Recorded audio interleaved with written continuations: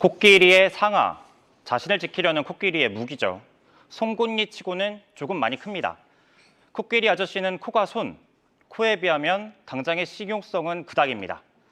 사치품이란 인식의 상아는 수집의 대상이 됐고 코끼리를 위기로 몰아넣었습니다. 우리 산업사에서 통신과 석유로 몸집을 불린 SK의 상아는 배터리였습니다. 하이닉스가 이끄는 반도체만으로는 미래 대응에 한계가 있다는 판단이었었죠. 진입 비용은 컸습니다. 그 사이 2차 전지에 대한 기대는 의심으로 돌아서고 있고요. SK온에게 주어진 시간은 얼마나 남았고 SK그룹에게 SK온이란 어떤 의미인지 짚어보겠습니다. 네, SK그룹의 상하라고 할 수 있는 SK온, 현재는 SK이노베이션의 자회사죠.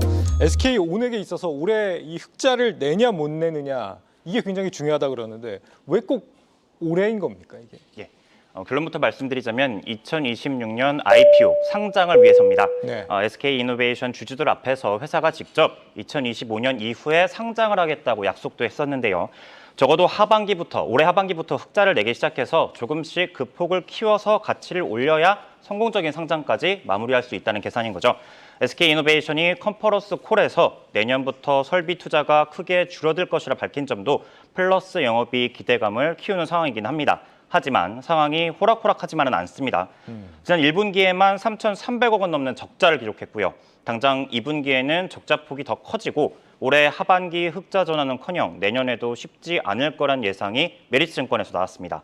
첫 번째 이유는 2차 전지 산업이 꺾이면서 후발주자들일수록 불리할 거라는 거. 두 번째 이유는 자금 조달 어려움을 원인으로 꼽았는데요. 다가오는 SK그룹의 확대 경영 회의 이후 SK온에 대한 자구책이 어떻게 나올지를 기다려봐야 한다는 의견입니다. 올해만 버티면 반등할 수 있다는 기대, 희망 회로에 그칠 수 있다는 거죠. 확대 경영 회의가 뭐 언제쯤 예고돼 있는 거예요? 상반기로 예정돼 있는데요. 상반기 중에 지금 SK온의 성공이 SK그룹 전체에서 봤을 때도 굉장히 중요한 의미가 있다는 거죠?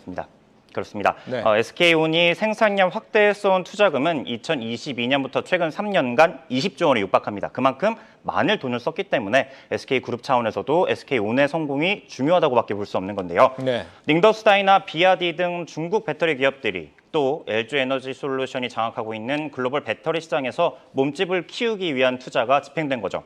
그룹 안팎에서 투자금을 끌어모았고 이를 위해서 SK 자체의 사업 정리까지 이루어지기도 했습니다. 앞서 살펴봤듯 SK온의 계속된 적자에도 그룹 차원에서 수십조 원을 쏟아넣은 만큼 상장과 별도로 어느 정도의 이익을 내지 못한다면 그룹 전반의 타격은 물론 주주들까지 불만이 커질 수밖에 없겠죠. 관건은 업황입니다. 지속된 투자 덕분에 내년 말까지 200기가와트시 이상의 생산 능력을 갖추는 데는 성공했습니다. 우리나라는 물론 미국과 중국, 유럽의 헝가리까지 전진 기지가 세워졌고요. 보시다시피 올해 헝가리 3공장과 중국 옌천 공장이 생산을 시작하고 내년에는 국내와 미국 공장도 돌아가기 시작합니다. 이들의 강동을 위한 투자만 마무리 짓는다면 비용 압박에서 이제 좀 벗어나서 본격적인 이익 만들기가 가능할 거란 관측이 나오고 있습니다. 지금 배터리 업계에 호재와 악재가 같이 좀 들려오는 부분이 있거든요. 뭐 당장 포드의 주문 축소 이슈가 한 가지 악재라고 한다면 오늘 밤에 이제 나올 수 있는 바이든 정부의 이제 관세 정책, 이거는 또 이 전기차 셀 업체들한테는 또 호재로 작용할 수 있지 않을까 이런 기대감도 있는 것 같은데 이런 부분은 어때요? 예. 미중 간의 관세 정책 사실 관세 전쟁 하루 이틀 일은 아닙니다. 그에 따른 분석도 여러 가지 제각각으로 나오고 있는데요. 당장 중국산 배터리에 관세가 붙는다고 단순히 우리 기업이 유리할 거라고 생각하는 예상은 섣부를 수 있다는 의견입니다. 중국 기업들이 관세 장벽에 막힌 해외 물량을 자국으로 돌리면요. 중국 자동차 업체들의 가격 경쟁력이 올라간다는 거겠죠. 미국이 가장 큰 시장이긴 합니다만 글로벌 각국의 무역이 제각각으로 돌아간다는 점, 또 결국 배터리 수요는 전기차 생산과 연결됐다는 점을 놓고 보면 배터리나 자동차 업계 모두 치열한 수싸움을 벌일 걸로 예상됩니다. 장기적으로는 K배터리에겐 기회 요인이 될 수 있긴 할 거로 의견이 모아지고 있습니다. 1년 전까지만 해도 미국 배터리 점유율 50%를 차지하던 파나소닉이 현재는 30%까지 내려온 점에 주목할 필요가 있습니다. 미국과 중국이 싸우는 점을 틈타서 LG에너지솔루션과 삼성 SDI, SK온이 조금씩 빈자리를 채워나간 거죠.